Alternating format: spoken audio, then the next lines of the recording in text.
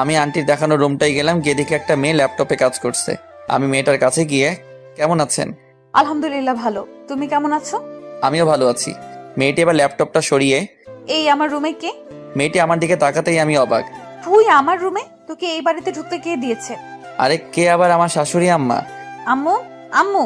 Aunty আর আম্মু এবার উপরে এসে, কিরে মা, কেন ডাকছিস? নীলা আমার দিকে তাকিয়ে, ওকে এই বাড়িতে কে ঢুকতে দিয়েছে? নীলা, ভদ্রভাবে কথা বল। ও তোর আতিয়া আন্টির ছেলে অব্র। ও কি তোর সাথে কোনো? না আন্টি, আসলে আমার রুমে তেমন কেউ আসে না তো, তাই। ওকে আমাদের বাসাটা ঘুরে দেখা। জি আম্মু। নীলাকে সাথে নিয়ে পুরো বাসাটা ঘুরে দেখলাম। নীলার আব্বু ব্যবসার কাজে প্রায়ই বিদেশে থাকে, আর এখনো আমি আর নীলা ছাদে এসে দাঁড়ালাম। আচ্ছা, তুই আমাকে কাল রাতে কি যেন বলেছিলি? আর এইভাবে আসছো কেন? আমার আম্মু খারাপ, তাই না? নীলা আমার শার্টের কলার ধরে, আমিও শালা কম কিসে এক ধাক্কা দিয়ে নিজের বুকে এনে ফেললাম, আর ওর ঠোঁটজোড়াগুলো দখল করে নিলাম। পাক্কা 5 মিনিট পর ওকে ছেড়ে দিলাম। নীলাকে ছেড়ে দেওয়ার সাথে সাথে ও আমার গালে দুটো থাপ্পড় বসিয়ে দিল, আর আমার চোখে বেয়ে পানি পড়ছে। চোখের পানিটা মুছে নিচে আসলাম, দেখলাম নীলা আম্মুর সাথে হেসে হেসে কথা বলছে। আমি গিয়ে আম্মুর পাশে বসলাম। নীলা, তুই ওদের জন্য নাস্তা নিয়ে আয়। জি আম্মু। অনেকক্ষণ চুপ থাকলাম। একটু পর নীলা এসে নাস্তা দিয়ে গেল। তো অব্র, তোমার বিয়ে শাদীর কি খবর? নীলাকে সামনে দেখে আমি আর চুপ থাকতে পারলাম না। বিয়ে তো তোমাকেই করব। নীলা তো চোখগুলো বড় করে আমার দিকে চেয়ে আছে। কাকে তুই বিয়ে করবি? আরে আম্মু, তোমাকে বললাম না। সত্যিই তুই? হুম।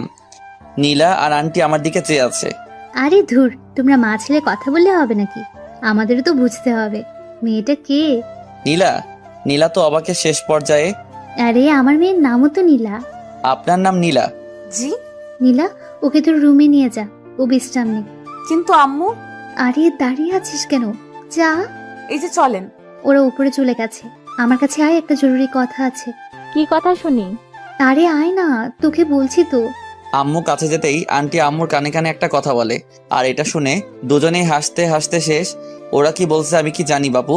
আর এদিকে আমি নীলার রুমে ঢুকতেই নীলা ঠাস করে দরজাটা বন্ধ করে দিল, আর আমার শার্টের কলার ধরে বলতে লাগলো, আম্মুর সামনে আর কারো নাম পেলি না? আর এদিকে তো আমার যায় যায় অবস্থা। ভাবছিলাম কি না কি। আরে ধুর পাগলি, আমি কি তোমার বান্ধবী ইরাকে ভালোবাসি নাকি যে ওর নাম বলতে যাবো? আর আমি তো তোমাকে ভালোবাসি। আমার বান্ধবীর নাম যে ইরা, তুই কি করে জানলি? নীলা আমার শার্টের কলার আরো জোরে ধরে। এই রে, আমি কি জানতাম? আর বান্ধবীর নাম ইরা, এখন কি হবে? আহা, পেয়ে গেছি। তার মানে বাবু তুমিও আমাকে ভালোবাসো? মানে? আরে দুষ্টু, যাও, আমার লজ্জা করে। এবার আমি কিন্তু। জানি কিস করবা। তোকে কিন্তু আমি। কিছু করতে পারবা না। কেন? আরে পাগলি, দেখলে না তোমরা বান্ধবীর নাম নিতে তুমি যেভাবে হার্ট হয়ে আমাকে যে জোরে শার্টের কলার ধরলা, তখন আমি বুঝছি তুমি আমাকে ভালোবাসো। এ কথা বলতেই নীলা সাথে সাথে আমাকে ছেড়ে দিয়ে দরজা খুলে দৌড়ে চলে গেল, আর আমি তো হাসতে হাসতে শেষ। কি রে পাগল মেয়ে, ভাবে দৌড়ে আসলি কেন? না কিছু না।